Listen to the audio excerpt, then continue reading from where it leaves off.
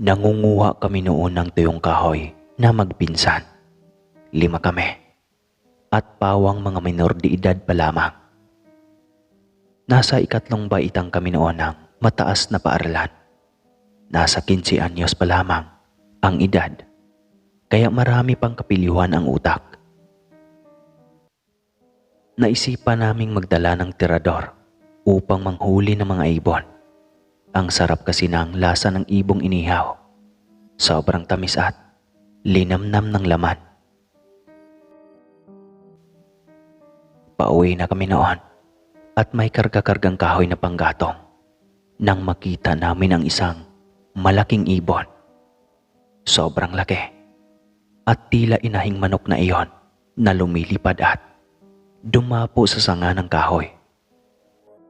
At dahil mahusay akong tumira kahit sa kalayuan, ay nagpasya akong pahintuin silang 4 upang tirahin ang kakaibang ibon na iyon. Sinabi ko sa kanila na malaki-laking karne kapag mahuli namin ang ibon na iyon. Kumumpirma naman ang mga ito. Kaya dahan-dahan ding ibinaba ng bawat isa ang kargang kahoy. Pumuesto na ako para tirahin ang malaking nilalang na iyon. Ilang sandali pa ay nakakuha na ako ng buwelo, kaya buong lakas ko iyong tinira ng batong bala ng aking bit-bit na tirador. Dinig naming lahat ang malaking pagbagsak na iyon. Sobrang laki at parang hindi isang ibon ang bumagsak. Nagtakbuhan agad kami para hanapin ang ibon na aking natamaan. Hindi pa naman kadiliman masyado noon. Ngunit laking pagtataka namin nang hindi namin mahanap ang ibon na aking natamaan kanina. Saan na yun? Sigurado akong natamaan ko iyon. Maging ang pagbagsak ay rinig ko rin. Wika ko habang patuloy pa rin sa paghahanap. Ako rin, narinig ko rin iyon Igor. Wika ng isa kong pinsan na si Elmer. Oo nga, lakas pa ng pagbagsak noon. Paanong hindi marinig? Wika rin ni Maki. Pero imposible namang hindi natin mahanap. Baka nakalipad ulit. Puna naman ni Julio. Lumagapak nga iyon di ba? Paano pang nakalipad pabalik? Hindi sana nakita rin natin. Reklamo ko. Hanggang isa-isa na silang sumuko sa paghahanap. Nababagot na rin ako. Kaya nagdesisyon na lamang kami na umuwi na ng bahay. Patuloy pa rin ang aming pagtataka. Nasa kalsada na kami ay iyon pa ring ibong natamaan ko at nawawala ang aming usapan. Hanggang sa isang matandang babae ang nakakuha ng aming pansin. Paika-ika ito sa paglakad mula sa aming unahan. Pinagmasda naming mabuti ang matanda. Hindi namin iyon mamukhaan. Hindi ito taga-baryo namin. Kaya natanong ko ito kung taga saan ba. Ngunit mabalasik na tingin lamang ang ipinukol nito sa akin. Tinignan ko lahat ang aking mga pinsan. Mukhang hindi ang mga ito nakita ang reaksyon ng matanda. Nagtaka tuloy ako kung bakit tila galit ang matanda sa akin. Nako Nay, naliligaw ka yata sa aming lugar. Ngayon lang din kasi kita nakita rito Delikado na at paggabi na. Nag-aalalang wika ni Julio. Matanda na ako. Huwag niyo akong pangaralan. Kayo ang mag-ingat. Kababata niyo Wala kayong delikadesa sa inyong mga sarili. Tila galit na wika nito. Nagkatinginan kaming lahat. Binilisan namin ang paglakad hanggang sa nakalayo na kami sa matanda. Ano kayang problema ng matanda na yun? Tayo na nga ang concern, siya pa itong galit sa atin. Nagtatakang tanong ng isang pinsan ko.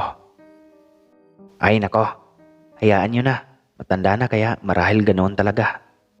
Si Lolo Jose nga natin kahit tayo'y nag-uusap lang, sinisigawan na agad tayo nun. Malabang ganun talaga ang matatanda. Bugnutin. Puna naman ni Elmer. Uy, pero napansin niyo ba? Parang may sugat ang matanda sa hita. May napansin akong mantsa ng dugo sa kanyang suot na palda. Parang bago lang iyon eh. Wika naman ni Julio. Mabilis kaming umiling. Hindi rin naman bumaba ang aming tingin sa kanyang suot na palda. Tanging mukha niya lang ang aking tinititigan dahil hindi ito pamilyar. Ni hindi ko nga ito nakita kahit minsan sa aming pamilihan ng aming baryo. Nang dumating na kami sa bahay ay kaagad naming niluto ang nahuling mga ibon. Nang hihinayang pa rin kami sa huling natamaan ko na hindi namin mahanap. May kalakihan kasi iyon at tiyak na malaki ang karne ng ibong iyon. Matapos maghapunan ay pumwesto na kami sa kubo na paborito naming tambayan na magpinsan. Kasama ang iba pa naming pinsan ng mga babae. Madalas tumutugtog ng gitara si Julio habang ang pinsang babae namin na si Nene ang kumakanta. Walang gadgets noong kabataan namin. Hindi pa uso ang kompyuter. Kaya kung hindi laro ang aming libangan ay kantahan naman. Halos magkatabi lang kasi lahat ng bahay naming magpinsan sa side ng papa ko. Kaya kapag gabi o walang pasok, madalas kaming tumatambay sa kubo ng lolo. Kalagitnaan ng pagkanta ni Nene nang may dumaang tik-tik sa itaas ng kubo. Pinabayaan lang namin iyon. Ngunit napansin naming pabalik-balik ang tinig, kaya tinukso na namin si Nene. Parang natipuhan pa yata ng aswang ang pinsan nating si Nene. Wika ko, kaya nagkatawanan ng lahat. Napansin mo rin, kanina pa yan pabalik-balik. Siguro secret admirer mo ne. Nahiyang maglantad ng katauhan. Muli na namang naghiyawan ng lahat dahil sa birong iyon ni Julio. Napikon ang pinsan kong babae dahil sa naging tampulan siya ng tukso sa mga oras na iyon. Minabuti nitong umalis na sana at nang nasa madilim na parte na siya ng kanyang daan ay bigla itong sumigaw. Nagsitakbuhan kaming lahat palapit sa kanya na tila na estatwa sa kanyang kinatatayuan. Natigilan na lamang kami nang makita ang isang nilalang na nakatuwad sa kanyang harapan. Mahaba ang kulot nitong buhok at ang mga mata ay sobrang pula.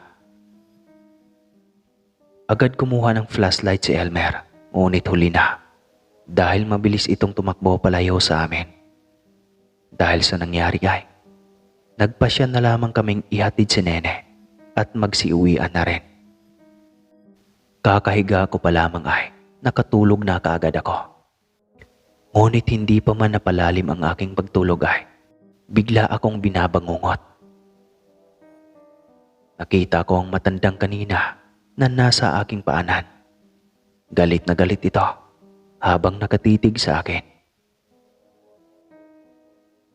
Sige, ilabas mo ang tapang mo ngayon. Tignan lang natin kung mabubuhay ka pa. Galit na wika nito sa akin. Sino ka ba? Anong kasalanan ko sa iyo? Nagtatakang tanong ko sa matanda. Ako lang naman ang malapit mo nang mapatay dahil sa lintik na tirador na iyan. At dahil sa ginawa mo, sisingilin na kita ngayon at ang kabayaran nun ay ang buhay mo. Wika nito, kaya pinilit ko na sumigaw, ngunit hindi ako magkagalaw. Hindi man lang ako makasigaw upang humingi ng tulong sa aking mga magulang. Ilang sandali pa ay unti-unti na itong lumalapit sa akin.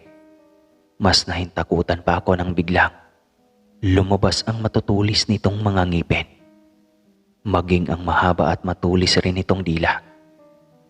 Pinagpawisan na ako ng butil-butil. Naisip ko na mamamatay na talaga ako sa mga sandaling iyon. Anong laban ko sa aswang gayong? Hindi man lang ako makagalaw sa aking kinahihigaan. Ngunit bigla kong narinig ang sigaw ng papa, maging ang hiyaw ng aswang. Naimulat ko ang aking mga mata dahil sa malakas na yugyug ng mama sa akin. Diyos ko, Igor. Akala ko kung napano ka na. Nag-aalalang wika ng mama. Mama, yung aswang. Kakainin niya po ako. Sumbong ko sa mama ko. Oo, sinalakay tayo ng aswang at nakatakas iyon. Hindi nahuli ng papa mo. Sa tingin ko ikaw ang punteriya ng aswang na iyon. Wika ng mama. Mabuti na lang at miyembro ng putian ang papa.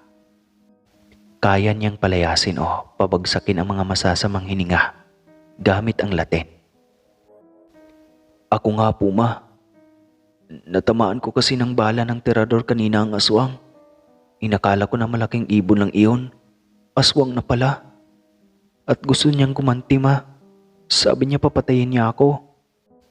Salaysay ko pa sa mama ko. Nagulat si mama sa aking sinabi. Hindi akalain nito na sadyang ako talaga ang pakay ng aswang. Ngunit kinaumagahan, nabalitaan naming maging ang mga kasama kong mga pinsan ng araw na iyon ay sinalakay rin ng aswang.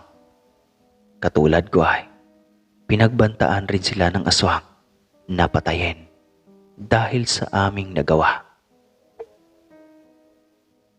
Todo ingat na kami dahil sa nangyari. Hindi na rin kami nagpapagabi sa daan. Hindi na rin kami pumupunta ng bukid na hindi kasama ang mga magulang. Hanggang sa tuluyan ng humupang tensyon. Kaya inakala ko na tinatantana na kami ng aswang dahil ni hindi na ito nagparamdam pa kahit minsan sa amin. Iyon pala ay kakaibang lakas ang hinanda nito para sa paghihiganti sa amin. Pero hindi na bahala sa aswang na iyon ang papa. May panlaban kasi siya sa mga iyon. At tiyak na kaya niyang gapiin ang aswang na iyon kahit gamit lamang ang kanyang mga orasyon na Latin. Hating gabi noon nang biglang umalulong ang aming aso. Ang pangit ng kanyang iyak at nakayuko pa ito sa lupa. Nakakakilabot. Nakiramdam ako kung magigising ba sila mama at papa sa ingay na iyon ng aso. Subalit parang napakatahimik naman. Nang patuloy pa rin ito sa pag-alulong, ay sinaway ko na. Hindi na ako makatiis sa pananayo ng mga balahibo ko sa batok. Daig pa kasi nito ang nakakita ng multo. Ngunit hindi pa man rin ito tumahan. Maging sina papa at mama ay hindi rin umimik ng tinawag ko mula sa kabilang kwarto. Hanggang sa isang nilalang ang nakita ko na gumapang sa aming silong. Mahaba ang buhok niyon, kaya alam ko na agad na ang matandang babae ito. Nagbabalik na naman ito para gumanti sa akin. Hindi ko malaman noon ang aking gagawin dahil wala naman akong alam sa pakikipaglaban sa mga aswang. Pero pinilit ko pa rin na maging matapang. Hindi pa pwede na maging isa akong duwag dahil kalalaki kong tao. Naisip ko na sana pala napuruhan ko na lang ito. Hindi sana kami ang kauna-unahang angkan na nakakatikim ng lamang loob ng aswang. Patuloy pa rin ang mga hagik-gik ng aswang mula sa aming silong. Hindi ko alam kung sa paanong paraan ko ito kalabanin. Hindi na ako nakatiis. Pinupuntahan ko na talaga sina mama at papa para gisingin. Matagal pa nagising ang papa. Gawa marahil sa pagod ng buong araw na pag-aararaw sa aming bukirin. Ngunit ang mama ay ayaw pa ring magising. Papa, yung aswang, andito na ulit. Hindi niya ako titigilan hanggat hindi ako mabibihag. Wika ko sa papa. Napabalikwas ito ng bangon at pupungas-pungas na hinanap ang kanyang itak. Buisit kang aswang ka. Hindi ka talaga matahimik hanggat hindi ka mapapatay. Galit na wika ng papa. Nagmamadaling tinaklos nito ang itak at bumaba. Gusto ko sanang sumama palabas ngunit pinagbawalan ako nito. Maya-maya pa ay galit na galit si papa na sinigawan ng aswang na nasa ilalim ng aming silong. Lumabas ka riyan. Kung ayaw mo na dyan mismo sa aming silong, kita ililibing. Pagbabanta ni papa rito. Nakita ko na unti-unting gumapang palabas ng silong ang nilalang. Sumilip ako sa bintana upang tignan kung paano kakalabanin ng isang putiang dilatin ang isang aswang na nagbabanta sa aking buhay. Ilang sandali pa ay nakita ko ang pagbabagong anyo ng aswang. Nagiging isa itong malaking baboy na kulay itim. Sinugod nito ang papa at gustong lapain gamit ang matutulis na pangil. Ngunit maliksi ang papa. Mabilis siyang nakailag sa pagsalakay nito. Kaya imbis na si papa ang kanyang sasakmalin, sa puno ng kahoy tumama ang kanyang ulo. Napahiyaw ito sa sakit. Tinawanan lamang ito ng papa, sabay bunot ng itak. Tutal, wala ka din namang silbi sa lipunan. Papatayin na lang kita nang hindi ka na makapangpinsala sa mga katauhan. Wika ng papa sa galit na boses, sabay itak sa nilalang. Sobrang lakas ng palahaw nito nang matamaan ng papa ang kaliwang paa nito sa unahan. Malamang sa kamay iyon kapag nagiging tao na ito. Uundayan pa sana ni papa ng pagtaga ang aswang ngunit mabilis itong tumalima ng takbo. Hayop ka talagang aswang ka. Sisiguraduhin ko na hindi nagagaling iyang sugat mo. Babalik ka rin bukas para manghingi ng gamot sa akin. Sigaw pa ng papa sa papalayong nilalang. Galit na galit ang papa dahil hindi niya napuruhan ang aswang. Ngunit gamit ang dugong na iwan sa itakay, kumuha siya ng kandila at sinindihan iyon. Kumuha siya ng kaunting dugo at hinipan iyon sabay usal ng Latin. Matapos iyon ay sinabi niya na, bukas, babalik yun sa anyong tao. Manghihingi ng gamot sa kanyang sugat na kailanman ay hindi nagagaling at magpapahirap sa kanya habang buhay. Kinaumagahan, maaga talaga akong nagising upang bantayan ang pagdating ng matanda. Tama nga ang papa. 6:00 pa lang ng umaga ay narinig na namin ang tinig ng isang matandang babae mula sa labas ng bakuran. Tao po! Magandang araw po! Pagtawag ng matanda. Mabilis na lumabas ang mama at nilapitan ng matanda. Nanay, ano pong sadya niyo? Kaya aga naman yata. Parang hindi naman po kayo taga rito, nanay. Sunod-sunod na tanong ni mama sa matanda. Ngunit salip na tugunin ang tanong ng mama, ay humiling ito ng isang bagay. Ineng, baka may halamang gamot kayo riyan. Pahingi ako ng kaunti man lang. Wika nito, kaya alam ko na ito na ang aswang. Mabilis akong napadungaw ng bintana. Magsasalita pa sana ako nang biglang lumabas ang papa. Wala kaming gamot rito at hindi kami namimigay. Matigas na wika ng papa. Nagtaka naman ang mama sa inasta ng papa. Palibhasa, tulog na tulog ito kagabi at hindi man lang naramdaman ang pakikipagbuno ni papa sa aswang. Hindi ba sinabi ko kagabi na kapag hihingi ka ng gamot, kinabukasan ay hindi kita bibigyan. Palibhasa, hindi gagaling iyang sugat mo at iyan mismo ang papatay sa iyo. Walang awa pa ring wika ng papa. Pagkalayo-layo na ako. Pangako yan. Hindi na ako babalik sa lugar ninyo. Pagalingan mo lang ako. Pagmamakaawa pa ng matanda. At umiiyak na rin ito sa harap ng papa. Ngunit tinaboy pa rin niya ito. Ayaw niya talagang kaawaan ito. Dahil para kay papa, isa itong salot sa lipunan. Paano pala kung wala kaming panama sa pagiging aswang niya? E di sana, karni na rin ako at matagal na niyang pagkain. Umalis ang matanda na laglag ang balikat. Nang makaalis na ito ay, tsaka lang ni Papa ikunento kay Mama ang kanyang engkwentro kagabi. Hindi si Mama makapaniwala. Hindi man lang siya nakaramdam kahit kaunting ingay kagabi.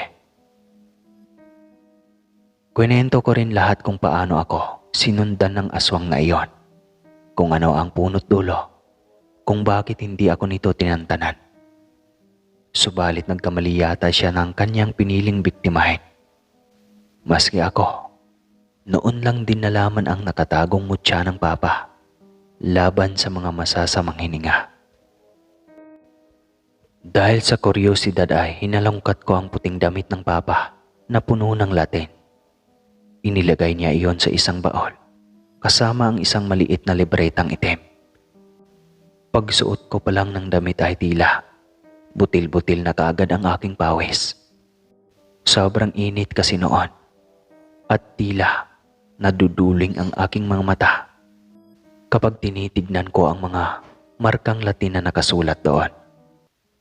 Kaya dali-dali ko yung hinubad. Maging ang libretong itim ng aking buklatin ay tila may kakaibang puwersa. Para akong tatakasan ng katinuan ng inumpisan ko yung buklatin. Kaya bigla kong sinara. Nang tumanda na ang papa ay sinabi nitong ihabilin sa akin ang kanyang mga gamit. Mabilis akong tumanggi at sinabing hindi ko iyon kayang tanggapin. Pakiramdam ko kasi mababaliw ako kapag gagamitin ko iyon dahil sa lakas ng parsang bumabalot doon. At hanggang dito na lang po. Maraming salamat po sa nakikinig. Muli po, ako po si Igor ng Pilipinas.